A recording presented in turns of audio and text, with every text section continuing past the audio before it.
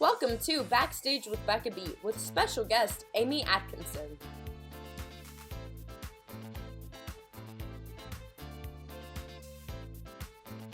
Hi everyone, and welcome to this episode of Backstage with Becca B. On this episode, after making her West End debut as Daniela in The Heights, this winner of BBC's Voice of Musical Theatre went on to originate the role of Katherine Howard in Six on West End. When live theatre returns, she's set to continue playing Vivian in Pretty Woman on West End. Please welcome Aimie Atkinson. How are you? I'm good, how are you? Fantastic. I'm so excited to have you join me for my interview series that I'm doing. Well, thank you for having me. Of course. I have to say, first of all, I listened to the Six album basically like nonstop. So Really?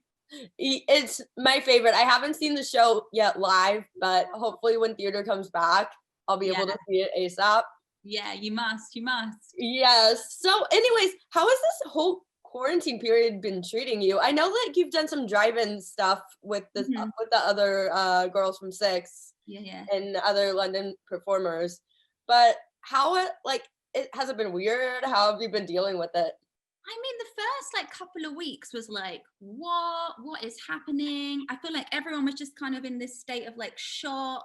It was just, really weird. But to be honest with you, it's been okay. I've been quite lucky. I've just started working for an online theatre company, which has been awesome. So we've been creating lots of online streamed shows. And so that's been really nice to get my creativeness out. Yeah.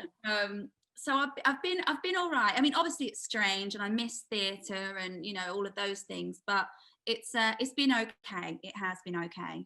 It's amazing because I've been talking to other people and they're like, theater people, what they have in common is they find a way to make things happen no matter what, even if there's obstacles.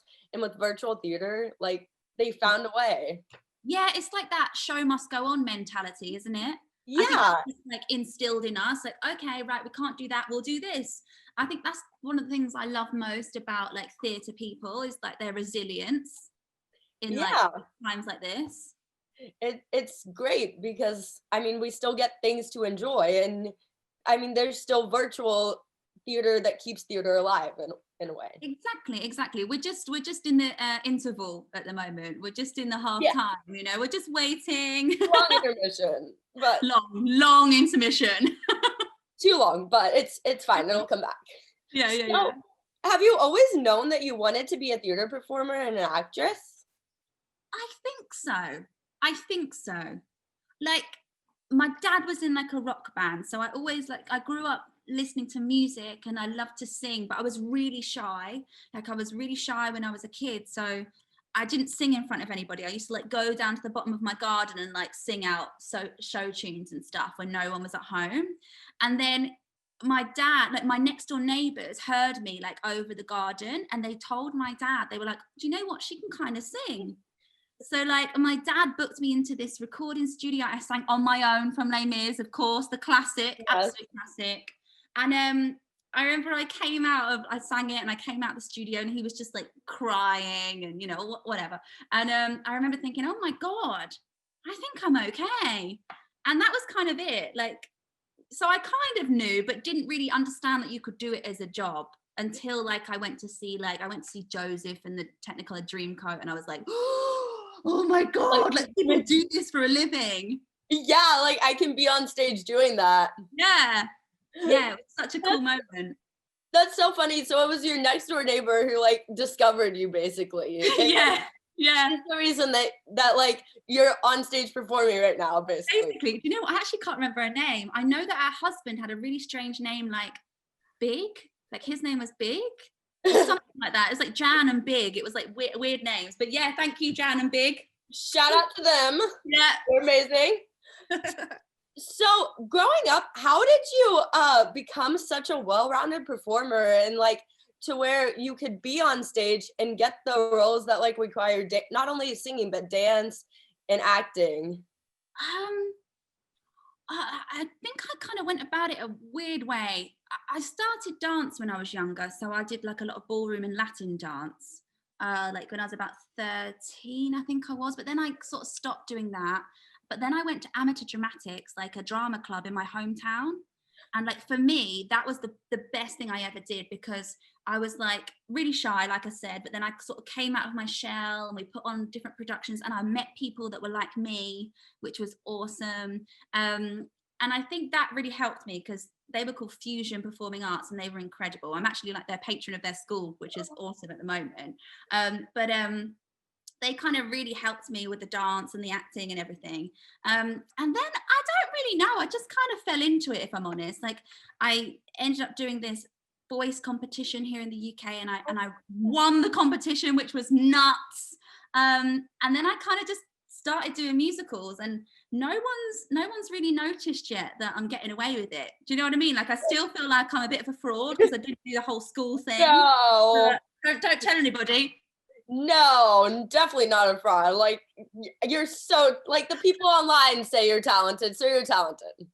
Exactly. People on Twitter and people on Instagram would be like, she's no fraud. She's so good. I was watching videos last night of you singing before I went to bed and while I was typing questions, and all the comments are like, wow, she's amazing. Oh, like, that's so nice. That's so nice. Oh, I love that. So how did it feel to win that competition that you mentioned? Did it help with confidence? Yeah, massively. I can't explain to you the feeling. I don't think I've ever felt like it since. It was so weird because I didn't think at all that I would win. I went with my boyfriend at the time. He was auditioning. I wasn't eligible for the competition, but on the day, like loads of people dropped out because there was a big disaster at the theatre. So there was no one to audition. So I went in because they were like, do you want to give it a go? And then I got through all the process and ended up on winning it. And the whole process was weird because I'd never really sung these songs before. I picked like crazy hard songs because I thought there's no way I'm going to get picked. There's no way I'm going to get through. So I picked like The Wizard and I and like all these crazy like high songs. So when I was performing them, I just thought, well, I'm just going to give it a go because like I haven't got a hope in hell. I might as well go for it.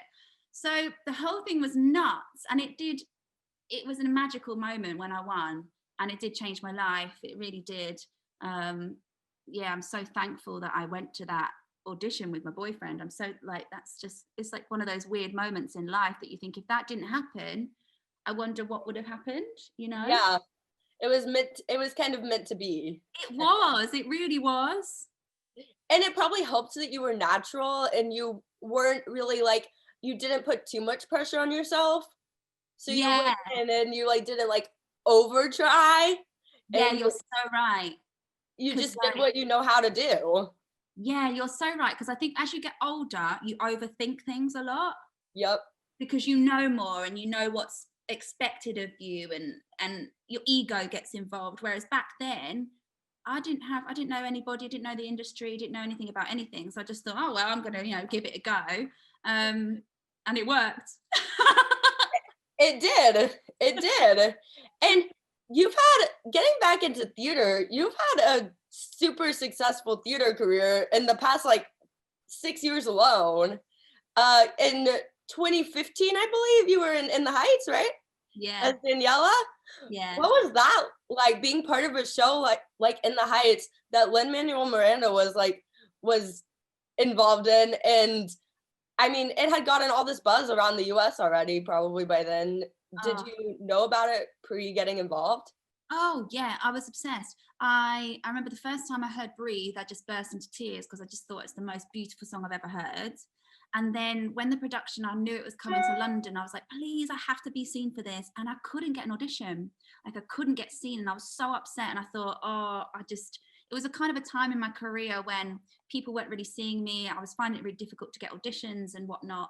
So I didn't think anything of it. And then, so it did the London run. And then at the end, I'd kind of been off doing my own thing. I was on cruise ships a lot doing that. And I had a girl band and we were going around the world. And I'd kind of like stopped doing theatre. And then I got a call. Again, this is like one of those meant to be moments. I got a call out of the blue going, do you want to play Daniela in the Heights? And I was like, yeah. What? And I'd always wanted to, like before that moment, I'd never really played like a really big comedy role. I'd only ever played like the young kind of like ingenue kind of character. And when I saw the show, I just thought I would love to play a part like Daniela, but no one would ever cast me as that. And So it was just so out of the blue. And again, it was one of those moments in my life that I thought, wow, like sometimes you can talk yourself out of things. At the time I was thinking, oh, I'm going to give up with musicals because no one's seeing me, you know, it's not really working out for me, I'm just going to go and do my own thing. And it's like, when something is meant for you, it will come to you Eventually, yeah. And it did. Like, when does that happen? When people call you up and go, do you want to do this? And you're like, yes. It happened for a reason. I think so. Definitely. Was it a fun show to be a part of? I never got to see it in the US, but based on the movie trailer, I mean, I know movies and the stage versions of shows aren't the same, but based on the movie trailer, it looks like such a fun show. Honestly. And I can imagine how much fun it was to be on the stage. It's the best. It's so much fun to be in, especially playing that character. So many reasons. I mean, obviously she's an incredible woman to play, but also you don't do that much, but what you do is great. So I had the best time because I just like swan on, sing a song, and then swan back off again. It was just fantastic. Just fantastic. So much fun. The music, oh my god, the music, just you can never get bored of that music. Yeah, I feel like it's also pretty challenging music too, though, because it is in 2 different languages. Yeah. This is true. So how long did it take you to like perfect the lyrics for the songs? Well, to be fair, I had one big section of Spanish, and we were really lucky because we had obviously a lot of people who could speak Spanish in the cast. I can speak very limited Spanish, and my mum can speak Spanish, but like I'm not great. And so Gabriela Garcia, who played Nina, she would help me a lot with like the pronunciation and making sure that I got it right. And yeah, she was great. So it was challenging, but I loved it as well. Did you use an American dialect in it? I'm curious because I'm always amazed you all in London and UK speak do accents better than we do here in the US. I think it's just because we have like all our TV shows are American. So we're really good at like the American accent. And then we have so many accents here, but I think that's why, whereas I guess you guys don't have as many, obviously you have some British shows, but you don't have as many as we do. Like we're very like American TV is such a big thing obviously over here. So yeah, I love an accent though. I love accents. So I want to get into 6, but first, what was the most memorable thing about playing Daniela and In the Heights? And did you ever get to work with Lin-Manuel Miranda? Well, I met him. So on the last night, this is the most memorable part. So in the song Carnaval de Barrio, he came to see the show. He was there. It was our last night. The audience went wild, and we finished the song. And I swear to God, for about 5 minutes, the audience would not stop screaming. And it got to the point where like me and Sam, who was playing Usnavi, we're at the top, like, you know, holding the finish pose. And we were like laughing and crying because the audience just would not stop cheering. And it was like, I can't explain. Like at one point we were on the floor and we had like our hands, our heads in our hands. And we were just like, what is happening? Like, it was such an amazing, beautiful moment. So that was definitely, you know, and Lynn was there as well. So I think that was adding to the whole thing. And yeah, it was incredible to close the show. Was in London was amazing. I love that because I've heard that for certain shows, London audiences are a bit more reserved than US audiences. Like for like Wicked and stuff, I've heard that. Yeah. But like they wait to cheer until like US audiences will like cheer like mid-Defying Gravity for Wicked. And I've heard that London audiences will wait till the end to cheer and like wait till intermission or wait till the end of the show. Yeah. So is that pretty on point for? Yeah, I'd say so. We can be quite reserved for sure. There are certain shows like 6, obviously. I guess In the Heights, things like that, a bit more like culty shows that have a big following that you know, the Brits let loose a little bit more. But for like normal shows, yeah, we can be quite reserved. I imagine 6 was really fun with the fans. So speaking of 6, you were involved in the show pretty close to the beginning, not the festival that it was at, but after the festival you started doing the show. How did you get involved in the show? What was your audition process like for it? Again, it's another one of those moments, because so In the Heights had happened, and after In the Heights I thought, this is it, my career might pick back up again, you know, people might actually see me for things now, I might get auditions, and it didn't happen. And again, I couldn't get in for any musical theatre. It was really tough, and I kind of went back off on cruise ships again and did my own thing. And then again, out of the blue, I got a call about an audition for a new musical about Henry VIII's wives. I had worked years ago when I was I think I was 19, 20, I had worked for Andy Barnes and Wendy Barnes, who are Six's producers, doing like a small thing in like a pub theatre. But I loved them. They were so kind to me. And they were producing this thing called Six. So if I hadn't have known Andy and Wendy, I don't think I would have got called in for it, because I wasn't getting called in for anything. But I remember reading the breakdown, and it was like looking for people that were, you know, pop singers, could I think what it said, like people who were good with audience participation, like getting crowds going. And I'd obviously been in a girl band for years and doing my own show and stuff. So I was like, oh my God, you know what? I can totally do this. This is like so me. So I went to the audition and I sang, what did I sing? I sung Bang Bang, which was like the best decision and the worst decision, because on the piano, it's like, there's no piano. It's like, dee dee dee dee. Yeah. Dee dee dee dee. Like nothing. And I was like, oh my God. But it's such a good girl. It's such a good girl group song. Yeah, totally. And they actually now, I think, get people to sing that song. But at the time, I was like, oh my God, I picked the worst song, because like it's got no piano accompaniment. But anyway, so I sang that. And then I had to go back, I think, the next day or something like that. And it was a big like workshop audition. So we all danced in front of each other. We all sang in front of each other. We all did this, the script and stuff.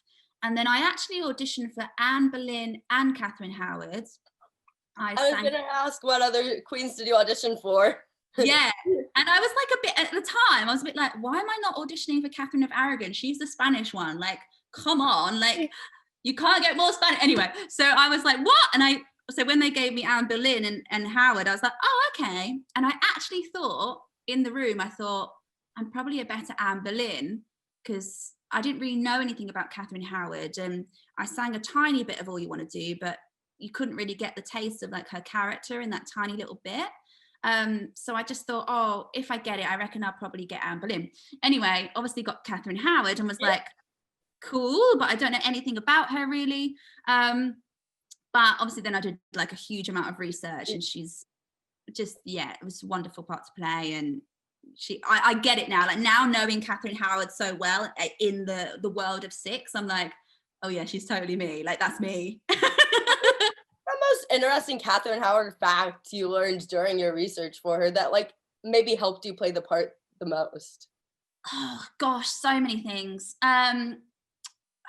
I don't know what helped me the most. I got really good friends with a guy called Gareth Russell, who wrote an incredible book about her, because there isn't actually a lot of text about her. Like there's not even really a picture. The picture that you see on all the you know, the Tudor stuff, they don't really know if that's her picture. So you can't get a good sense of who she was.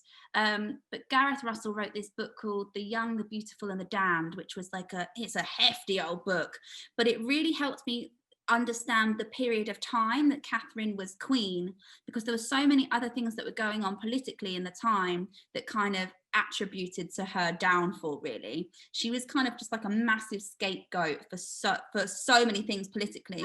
So I don't know if there's one thing that really helped me, but that book did, because it really went in depth more about like her family life and her upbringing, and then what it was like in the time, in Tudor times when she was queen. So that did really help. But the rest, you just have to kind of go on instinct and bring yourself to it as well, you know. Especially because you're playing a real character, but you're also you're also not playing it exactly like history was. Yeah. Like they weren't in the girl group, obviously. Yeah. So you're making it like appear like they were in a girl group, and you're kind of like changing the story a little bit. Yeah, so, I mean, you're rewriting history in a way. Yeah, totally. So I just think you had to research it massively, obviously, and then kind of throw away all the research and do your own thing on top of it. Do you know what I mean? So Bring yourself to the character. yeah, bring yourself into it and just hope for the best. Yeah, because it's not gonna be, if you play it exactly how like she's written in books, like it's not gonna be natural. And Yeah. like I mentioned earlier, it's not gonna be a natural performance you give. It's gonna be like, okay, well, I'm gonna try to play it like exactly like she's described in books. Yeah, for sure. So what was the process and rehearsals like for the show? And you were in it during the beginning processes, during the tour, and then to the West End debut. Did it change between the off West End premiere and West End premiere at all? Yeah, it changed massively actually. So when we first originally did it, it started as 6 performances, but then I think we added 2 more. So we would do every Monday, we'd come and do 1 show. That's all we did. And we put the show together in like 2 weeks. And yeah, it was completely different costumes, different choreography, different direction. The script was different, so many things. And then it was such a strange process because in those 2 weeks with the studio, the studio cast album that you listen to, those were the girls we started with. We had an absolute ball. Like we had the most fun I think I've ever had in those 2 weeks, because the show was really fun, but it was really stressful because it was just like everything. We were learning all the choreography in 2 weeks, and it was just for a workshop production. It was just crazy.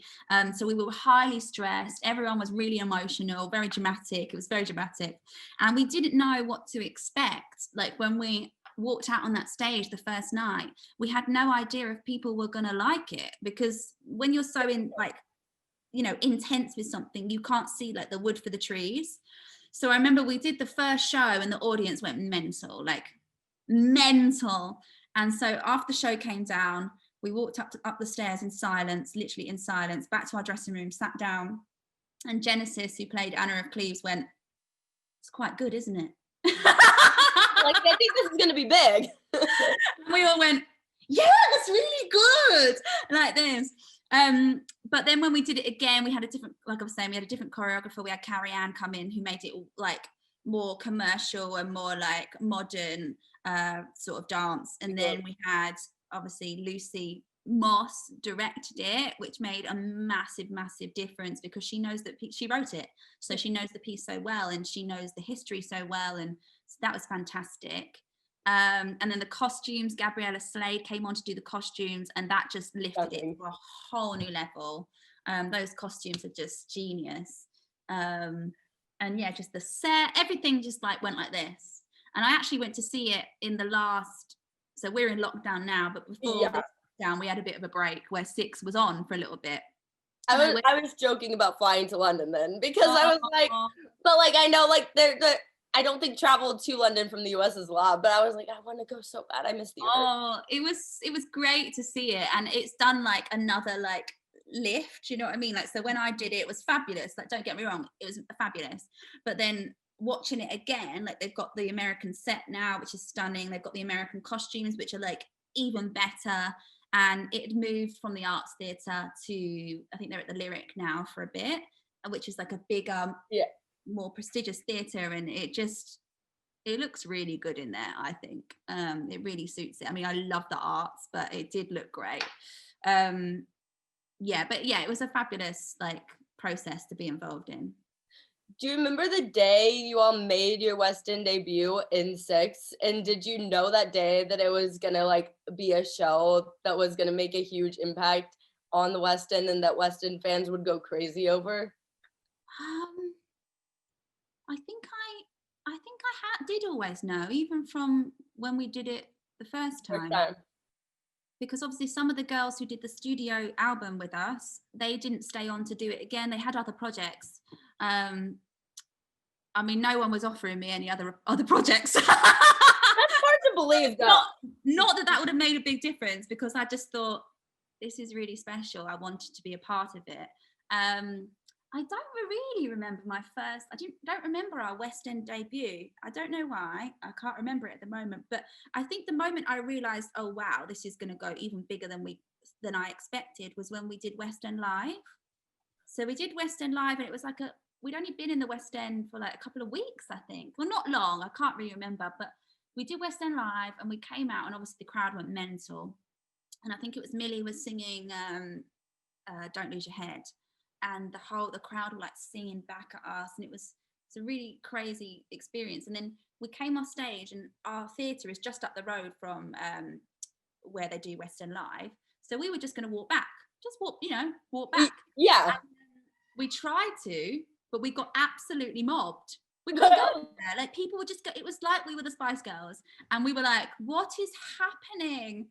And we finally got back. It took us ages to get back to the theatre, and we sat there, and we were like, oh my God, like, people knew our names. They were like screaming at us. It was crazy. And I think that was the moment for all of us that we went, oh my God, this is huge. Yeah. Yeah, and it's like you're simultaneously in a West End show and in a girl group that people love. Yeah. So it's like double the attention, really, because like people love girl groups. Yeah. And then on top of that, the West End love. So yeah, absolutely. It's been so amazing to see, like, like you just said, like the difference between like Aimie and then like Katherine Howard. Like, obviously everyone loved Katherine Howard. They loved her. That was great. But then when people actually knew me, like Aimie, and they were like following me or like whatever it was, I was like, huh? It's weird, but it's fabulous. But yeah, it was an odd, like, oh, they actually like me. Yeah. And I want to talk about that more, but first, I want to talk about the fans more, but first, did being in a girl group before help you with learning the choreography for Six and learning how to like be synchronized with the other girls? Yeah, 100%. I think Six is a hard show. It's hard. And I feel like my whole life, not to get a bit like spiritual and stuff, but like my whole life was gearing up to that moment, like being in my girl band and doing all of that for years really prepared me for that. Like, if I hadn't have done all of that and gone off and done that, I don't know if I'd gone into that audition where I sang Bang Bang, because I knew it like that, I knew it like that. I've been singing it for however long. I don't know if I would have got the job. I just felt so comfortable in that like girl bandy environment. So I feel like everything was leading up to that moment, which is really cool. It's crazy that you got a show that's basically a girl band. So what made you want to be in a girl band before Six? And like that obviously had a huge influence and a huge part of you getting the role in Six, as you said. Yeah, I love pop music. I created the girl band because I wanted to hang out with my mates, if I'm honest. I wanted to travel the world and sing, and I wanted to do it with my friends. And myself at the time, obviously, I wasn't working and theatre wasn't really happening. Same for my friends who were in the girl band with me. So we just thought, oh, let's just do it ourselves. And it was a big success. And it was an amazing time of my life. I mean, obviously, in my heart of hearts, I was still like, I love theatre. That's like my dream. Not that I love the girl band, and I still like, that's a big dream of mine. But it was like I said, it definitely helped me in theatre, because it just makes you, like, when you're doing gigs in these random places all over the world, and you're having to talk to the audience, and you're having to deal with so many other things, and you become really like fearless. Yeah, and you just have no fear, like. So that was amazing to do the girl band, because it made me like, oh, I can do anything. Like, we've performed in front of like 20,000 people, and like, so now I'm like, it's fine. I mean, obviously I still get nervous every now and again, but I think back to those moments and go, come on, Aimie, you've got this. Is it kind of like adrenaline takes over when you walk on stage and you're like, okay, like there might be a lot of people in the audience, but this is fun. I can do this. Yeah. And the stage fright like kind of dwindles away with the adrenaline. Yeah, definitely. I mean, as I've got older, I think you do get more anxious. Like, we were talking about, because you know more and you know the expectations, and then you become like now I'm like Aimie Atkinson from Six, and I'm like, it comes with like a sort of pressure, which is ridiculous because it's only in my head. No one else would really think that, but it's in my head. So, it's like, yeah, but as soon as you kind of get on stage, all of that goes, and you just get on with it, really. So obviously with Six, since it's such a big show and such a popular show, you all had a lot of repeat audience members. How did you all make the show different, but like not too different every night and every performance for those repeat audience members who probably saw the show like more than 50 times? Yeah, it's a tough one, isn't it? Because it's like Six is very meticulously timed. We have like in-ears, so you can't actually really hear the audience reaction. Like, you can hear it a bit, but we can't hear it as much as like they would hear it in the audience if you were watching it. So it's quite difficult sometimes to like gauge if you're like with jokes and things like that and timing and stuff. You don't know if you're really landing a joke as well as you can because you're so like in your own head, which I think is a completely different thing for theatre. Like, you don't really have in-ears in theatre, but because it's more like a pop show, it made sense. So I feel like, not that you don't consider the audience, but the same people would come back many times and you'd see them like on the front row. You could only see the first couple of rows and you'd be like, oh, so-and-so's back again, or whoever it was. But I guess you can't really play if you start thinking about, oh, this is the third time they've seen it this week, I've got to do something a bit different. I think that would mess you up mentally. So it's more like you just have to really be in your zone and just do what you do. Do you know what I mean? And because it is so timed, there's not really any time to like slip in a little.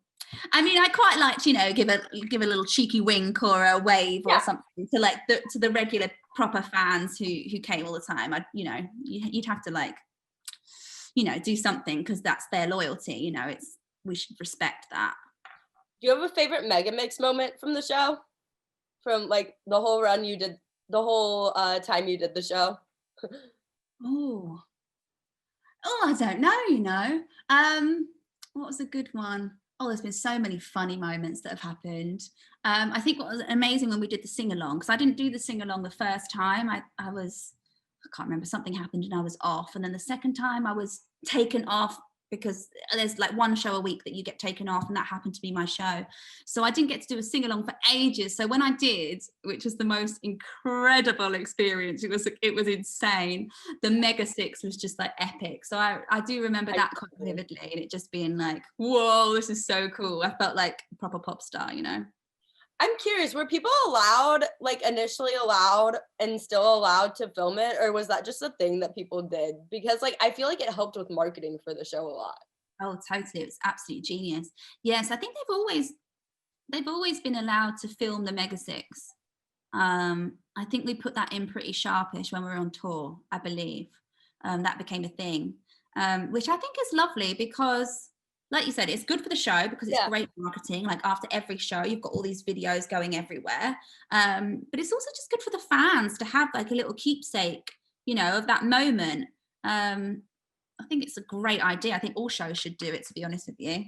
I think so too. It's like a concert moment, and it really gets the fans into the show at the end. Yeah. And speaking of the fans, again, what was your favorite stage door memory from the show? Oh, I don't know if I've got one particular one. I'd never really experienced it before, to be honest. Like, In the Heights had fans. It did have fans. But it wasn't anything like Six. Like, Six was like something else. Every single night it was just, whoa, every time you came out. And because of the arts theatre, the way it's laid out, you have to come through. To get out the theatre, you have to go through the front of house, so through the bar and that sort of stuff. So you have not that you don't want to, but you have to see everybody and everyone's there. So it's just a weird experience to come out every night and people be like, It does wonders for your ego. I mean, yeah, it makes it like, it's like, okay, this was all worth it. Like, Yeah, it's nice. Like, it's amazing, really. You don't want it to get to your head though. Like, you don't want to be like, oh yeah, look at me, I'm amazing, because it's not that. But it's just nice to actually see people, and like, I never did that when I was younger. When I went to shows, I was always really scared, and like, I was obviously shy and stuff. So I would never go and like speak to one of the performers. Like, it just wasn't. And I'm old, so I didn't have social media or anything, so I couldn't reach out to people like that on social media. So I think it's amazing that Six really are pro that, like, the interaction with fans. I think that's really important. I'm sure there were lots of costumes too at Stage Door, like handmade costumes. Oh yeah, amazing. Like, there's some incredible ones. People go all out. Yeah, people are talented. Yeah, so talented. I was trying to find like a Halloween costume that was like Six related. But like, they're all like really expensive, Did they do them? I mean, I don't think the stores, like the spirit stores here, do them, but I think like people make them and like sell them on Etsy, and they're like made out of like really good material. Wow. So they're like super expensive.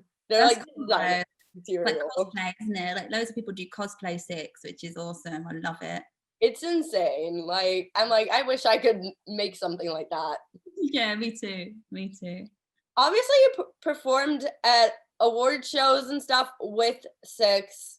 And lastly, to wrap up on the Six part of my questions, what was the most special part of being part of the Six cast and being part of an all-girl cast that truly, like, I mean, I feel like it's a female empowerment show. Yeah, for sure. Yeah, definitely. Like, the girls that I've met now, it sounds a bit cringy, doesn't it? But they are like my family. Like, I those. love it so much though. Yeah, like, we went through so much together, like good and bad. And just going on that journey together, like, really like bonds you. So I think that's definitely like a big thing, is that I've met like the amazing people, and they're now like my best mates. But like, more than that, I mean, like, they're like my sisters.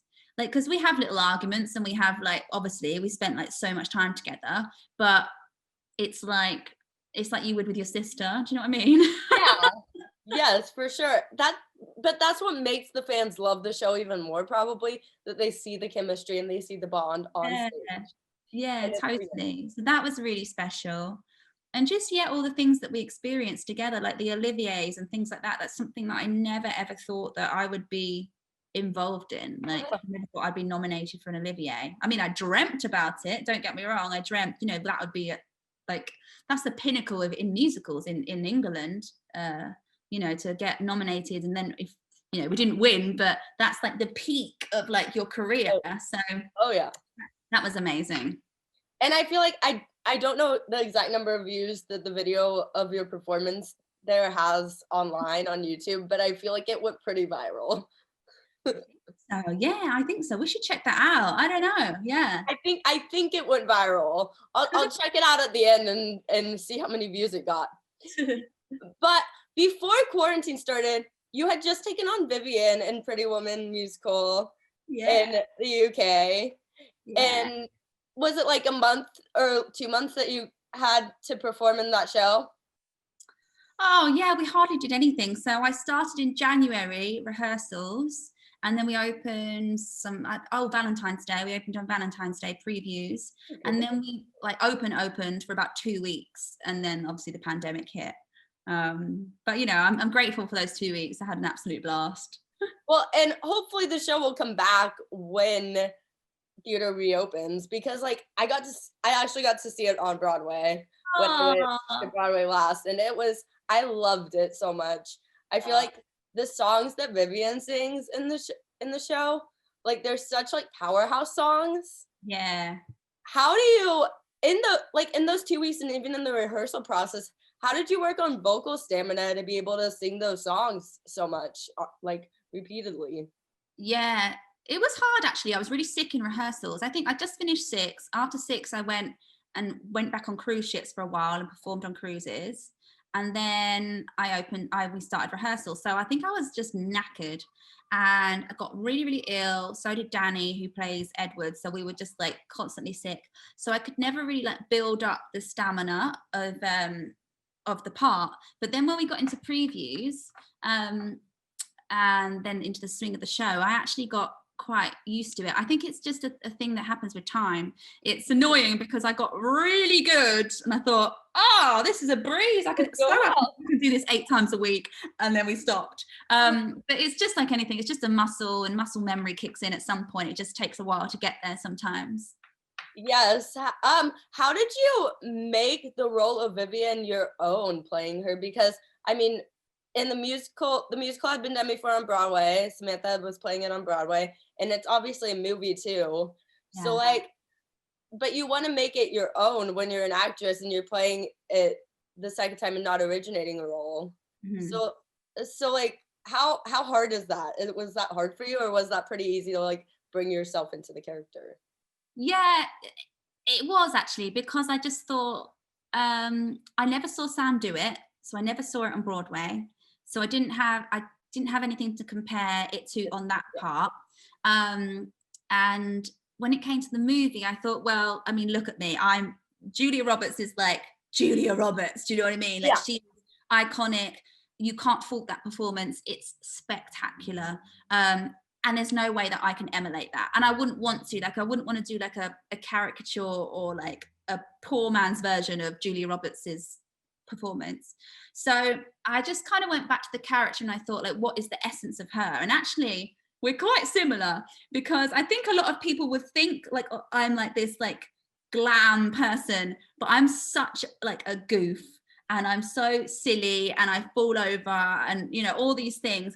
So we're quite like similar. So I thought, this is good. Like, I can definitely take things from my own personality and put them in. And she's funny. Like, she's so funny. And that's what I love.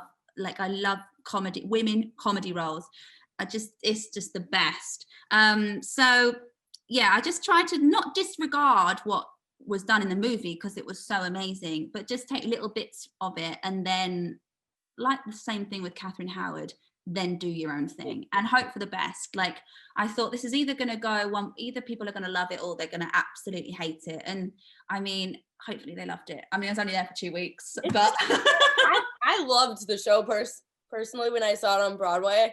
Yeah. So I'm sure they loved it. I hope so. What was your favorite song to sing in that show during those 2 weeks? Because I mean, it's another album that I listen to on repeat. Oh, that's awesome. I loved, even though it was like hard because it was towards the end of the show, but I loved I Can't Go Back. Because it's just her big moment, you know, and it's so powerful, and you feel really like, oh, look at me. Yes. Yeah, it's a really powerful moment for the character, and just a cracking song. Like, I love power ballads. It's up there. I mean, I love Anywhere But Here as well, because it was like the opening song. It was always like a case of like warming yourself up vocally. So by the time I got to I Can't Go Back, I was like, this is easy, it's a breeze. But yeah, I think that was my favorite moment. I was gonna say, and Anywhere But Here like warms the audience up, and then they hear you sing for the first time and they're like, whoa. Yeah. And you can kind of feel that, like, obviously it's so iconic, the blonde wig and the boots and the thing, you know, and no one knows the musical, like no one knows the music. So, you know, that first song, it's like people are kind of like getting used to you. Okay, you don't look like Julia Roberts. Okay, we're in a musical, we're singing, right? Okay, so all of those things.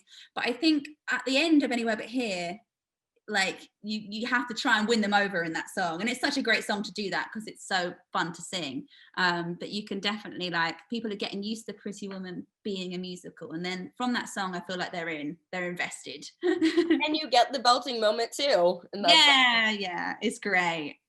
So when Pretty Woman comes back and returns to the stage, how would you convince people who haven't seen the musical yet at all to come see the show? Because as I keep mentioning, it's incredible. It was one of my favorite shows that I saw when I went to Broadway. Oh, I love that. I think it's just one of those shows where it just makes you feel really good. Like it's a bit like a 6 in that way. It's just like, it's really good fun. It's really funny. Like, not just the Vivian and the Edward story, but I mean, there's the whole subplot, which which isn't in the movie. So it elaborates more on Kit, and there's this other character called Happy Man, and he like, the guy Bob Harms who plays this role, he like multi-roles and he plays all different parts, and he's absolutely hilarious. So it's just so heartwarming. And I think when theatres do go back, those are the type of shows that we are going to want to see. Like I want to go and see Six. I want to go and see Anne Juliet. I want to go and see these things that make me go, it's just like fun, makes you feel great about life, and it's an epic love story at the end of the day. And I think we need a bit of that right now. Oh yeah. We need the hope. We need to feel hope and joy and all the good emotions. Yeah, we do. We really do. And hear music. And hear good singers. Yeah, absolutely. We need it. Yes. So if you could bring any show to West End, whether it's open on Broadway right now or it's not open or it hasn't had a Broadway run or it hasn't had a West End run, what would it be? Ooh.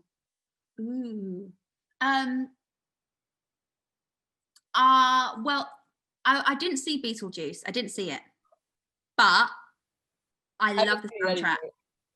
Yes, I really like it. I don't know if it would do like amazingly well over here. I don't think we were that into Beetlejuice as much as the Americans, but I think it should come. But I think it would do well because I think the fan base is like that fan base that's on social media. So it's the word of mouth.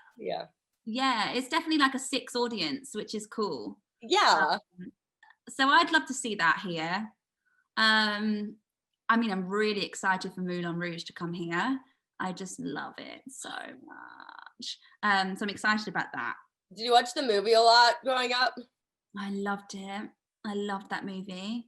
Oh my gosh, it's my favorite. Literally my favorite. It's so good. Yeah. I thought I was gonna compare, no spoilers, but I thought I was gonna like compare the musical to the movie the whole time. But it's so good. Yeah. And like I think musical versions, stage versions are always different than movies, but it didn't disappoint me at all. Yeah, no, it's beautiful. The movie fan. It's just stunning. Yeah, I'm really looking forward to that being over here in the UK. Do you have a dream role on West End? Do you know what? That's obviously a question that loads of people ask, but I actually don't. When I was younger, like I dreamed of being in like Les Mis and I wanted to play Elphaba, and all of these things. But now, I think because I've never really played those parts, I've always played things that haven't been done before. So, which I love, like I love, doing new things. So I think maybe my dream would just be doing another new musical, because there's nothing quite like creating something that's not been done before. I mean, obviously I wouldn't turn down if people are going to offer me Les Mis or Elphaba, that would be amazing. But if I could the dream would really be like another new show and just being a part of that journey, because it's just so special. I feel like if you send Stephen Schwartz the Defying Gravity cover I listened to last night, then he'd be like, okay, she needs to be Elphaba ASAP. Oh, thank you. It was so good. For those who haven't listened to it, it's on Spotify and I think all the platforms. Oh God, please bear in mind I was 19 though. It was a long time ago. But it was so good. Thank you. It was so good. You were 19? Yeah, it was a really long time ago. What about the Wizard and I? Huh? What about the Wizard and I one that I heard? Yeah, that was 19. Yeah, so it's a very long time ago, but like obviously go listen to it, but bear in mind I'm a lot older now. But wait, then you need to re-record because your voice matures as you get older, and it's like it changes so much. Yeah, I feel like my voice has changed a lot. Like I kind of look back at those things and go, like it's good, but like I'm like, oh no, there's so many things that I would be like, oh, that's so embarrassing now, But I mean, nothing is embarrassing about that cover, first of all, but I mean, I'd be curious to see you take on that role though. Yeah, I mean, I wouldn't turn it down. But I mean, that's a tough part. That's tough. It's a tough part. I can imagine, but so what's the funniest thing that's ever happened to you on stage? Oh, I mean, it's kind of dramatic, but I guess I think it's really funny. I was doing this show. I did Dirty Dancing for a year, and then after Dirty Dancing, I did like a knockoff Dirty Dancing, which was like a tribute version to Dirty Dancing. This is when times were really hard, and it was like one-nighters, so we'd go to a venue and then we'd pack up the van and then we'd go to another venue the next day, and it was all around the UK. And so we didn't have any like dresses, no one helping us with costumes or set or nothing. It was just, we did everything ourselves. And there was this one moment in the show, we were in Newcastle, where I had to like really dramatically introduce this ballroom couple onto the stage. It was like, ladies and gentlemen, please welcome back to the stage, the hottest ballroom couple in town. And then I'd like strut off the stage, like, giving it like, Dancing with the Stars. And I strutted off. And I fell over like a vocal monitor, like a speaker, like strutted off, fell, knocked myself out, like completely knocked myself out. And all you could see from the audience was my legs just coming out of like the curtain. So it was just my legs. And because we had no backstage people, like no one knew, apart from the ballroom couple who were on the stage, like, what is happening? What? It was like, in Wicked, when like Nessa Rose, like the feet are just like under the house, like just imagine that's what was happening. I mean, it's not funny at the time, but now I look back at it, I'm like, that is hilarious. Oh my God. Did you like get up and like play it cool afterwards? Yeah, like, so I think I was knocked out for a couple of minutes, and then I kind of woke up and just kind of like dragged myself off. And then I had to like complete the rest of the show, just like completely in a daze. But yeah, how cool you got to go on tours and stuff too. Like that's fun. Is touring the same as like in the US there? How many cities do you normally go to on tours? I've done tours where you like do one a week, so you change every week. And then I've done like the bigger tours, like Dirty Dancing was like, we'd stay in a venue for like 6 or 7 weeks. So for the bigger ones, we do like, I guess, like 8 different cities. And then like smaller ones, it would be like, oh gosh, I don't know, so many, like every single week. And then obviously the really small ones, like the ones where I knock myself out, that would be like, we do 4 different cities in a weekend. Like it was crazy. Yeah, but like I love tour's really fun because people are more sociable on tour. You go out more, you have more like you just see your cast more, whereas in the West End it's kind of, you do your job and you might go to the pub once a week or something, but then you go home. It is normal life. Yeah, it's like you're at home, so it's different. When you tour, you're literally like kind of touring cities that you maybe wouldn't go to if you weren't on a tour. Yeah, it's fun. I kind of miss touring in a way. Like it is really good fun. Do you have a favorite city that you've gone to on a tour? I really like Manchester. It's very like London, to be fair, but it's a bit cooler. It's a bit cooler than London. So I love Manchester. England's got some pretty cool cities, to be fair. Yeah. Like, yeah. Scotland's like Edinburgh's amazing. Like the Edinburgh Festival is just so much fun. Yeah. I can imagine. Is the Edinburgh Festival like just musicals? No, it's everything, like plays, dance, comedy. Like predominantly it's more like a comedy festival. That's how it started, like stand up. Then obviously over the years it's just like got bigger and bigger, but there is nothing like Edinburgh Festival. The energy and it's the best fun you'll ever have. Like just thousands of people there, all creative people. You can see like 6 shows in a day for like 20 quid. Like it's so good. That's my dream life. It's so good. Like go see like 20 shows a day. Yeah, it's epic. For sure. I mean, when I can do double show days for a musical in New York or something, when I'm on a trip to New York, I'm like, yep, definitely. And people are like, how do you not get tired? Oh no, it's best. Well, it's like I'm not performing on stage, first of all. That's how I don't get tired. Yeah. I'm just walking to theaters and sitting down in the audience. Yeah, exactly. It's so much fun. How do you work on self-confidence in this industry? Because like, as you mentioned, it's not always easy to get roles and book roles. Like there's breaks. Yeah, I think it's a tricky one. It just comes, I guess, with time. You kind of have to just get used to the rejection and not take it so personally. But I say that, and it's not easy to do. Like, for people who are watching this, it's hard, to be told you're not right, or you're too tall, or whatever it is. Obviously it's difficult. It can feel very personal. But I think with time, and as you get older, you realize, you win some, you lose some. But for me, what has definitely helped is having other things going on. So, like, when I wasn't doing so well in theatre, it was okay because I was, doing the girl band, or I was, do whatever it was at the time. I was doing the cruise ship. So, not put all your eggs in one basket, but just to have other things that you're passionate about, I think really help, and that you're good at, because that gives you self-confidence, right? Like, when you're good at something and you do it well and people go, oh, that was good, makes you feel good. So then when you go into an audition, you feel good. Like, it's all like in your head. If you're feeling low and you walk into an audition, you might not do as good as if you've been doing your own project on the side that's been making you feel fantastic, and you go into an audition and you nail it because you've got a great energy. And I think it's all in your mind. It is.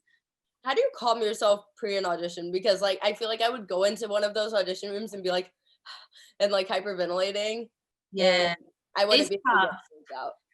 It is tough, and I used to be really good at it. I think, like, because I was, I guess, with youth you have like naivety, so you don't know who the people are who you're auditioning for. I mean, you might a little bit, but you don't know the gravity of the situation. Whereas, like, when I was auditioning for Pretty Woman, I was really nervous, and I've never really felt like that before. It was an odd experience. I felt the pressure. I'd just done Six, and Jerry Mitchell, who did Pretty Woman, had come to see Six. He'd seen me in Six. He was obsessed with Six, and now I'm auditioning for his show, and he's right there in front of me, and it was like, ah!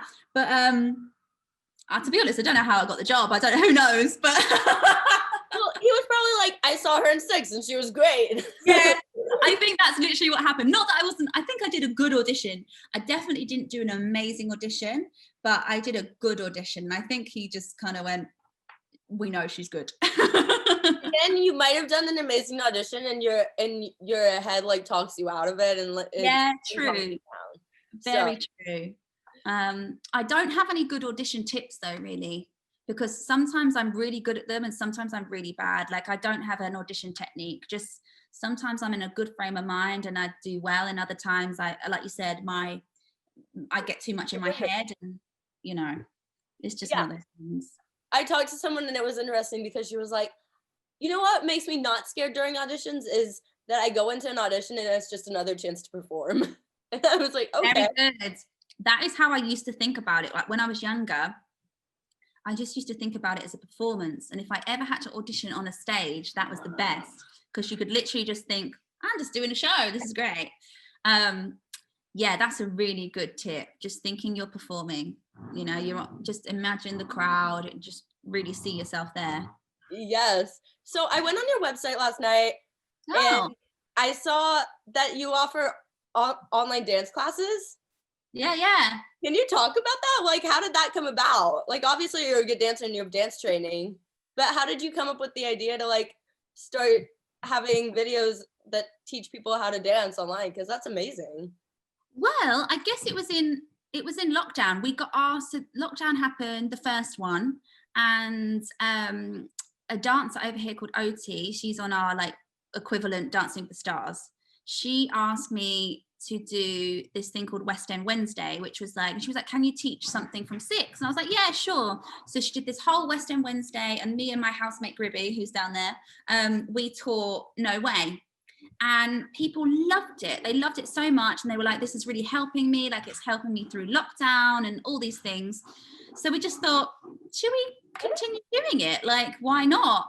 And then we started doing it. People loved it, and it's been amazing. Like, it's not only helped people like in this time, but it's actually helped us as well, because it's given us something to look forward to, something creative, an outlet. And yeah, it's been great. We love it.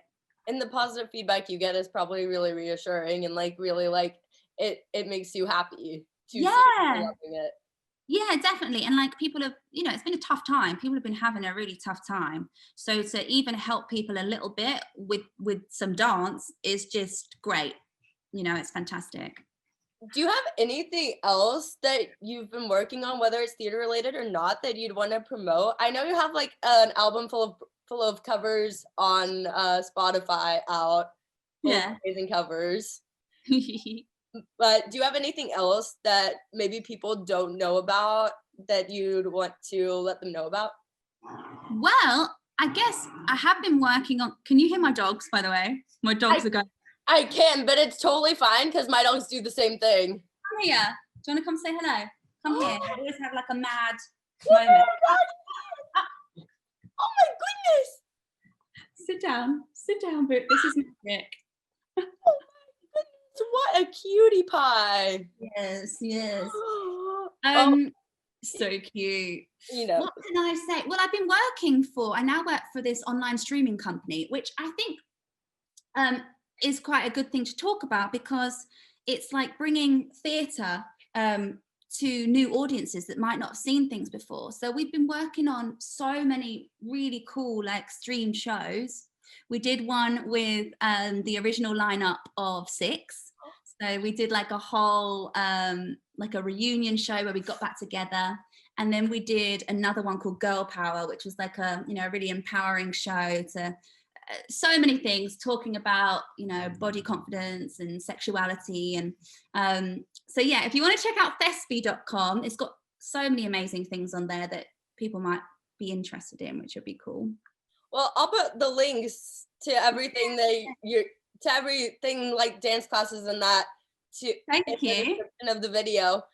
And lastly, what are you most excited about when like theater is able to return? Because I know like virtual stuff has been a huge thing, but it's not the same as like the live reactions. Yeah, it's not the same. It's been amazing to do online stuff in this time. Like we were saying, the show must go on in whatever way it can. So that's been really cool. But yeah, nothing can ever compare to the live experience. I think I'm just most looking forward to just going back and sitting in an audience and being an audience member. Not even like, obviously I'm looking back forward to going to perform, but more than that, I can't wait to sit in a crowded audience and feel like, that feeling that you get just before the show is about to start, when it's like, and like all the murmuring of the crowd, and then, you can hear the band kind of like, tuning up, and it's just, I'm looking forward to that feeling. I'm looking forward to the candy wrappers, which I never thought I would say. Oh, really? I never thought I would say that I'm looking forward to crinkling of candy wrappers. Yeah, me too. Like, I miss it so much. And the orchestra starting to play at the beginning of the show. Oh my goodness. Yeah. So where can people follow you on social media to keep up with what you're up to during this time and in the future when Pretty Woman in theater does return? Well, I would say Instagram is the best. I love Instagram. It's just great, isn't it? So Aimie Atkinson. I've got a weird spelling of Amy, but you know what it is. And I put it in the lower third, so people can find you. And I put it in the description. Oh my goodness, what a cute puppy. And that puppy knows. Yeah. You know, don't you? You know you're pretty. Yeah. Well, thank you so much for joining me to talk on my show again. Thank you so much for having me. Thanks for watching this episode of Backstage with Becca B. You can follow me on Twitter and Instagram at Becca B Talks TV. Or for more exclusive content from this interview and more, you can follow me on Instagram and Facebook at Backstage with Becca B. Make sure to subscribe to my channel and like this video. Or if you're listening on Apple Podcasts, go ahead and give me a 5-star rating. Thanks for tuning in, and I'll see you guys next time. Bye!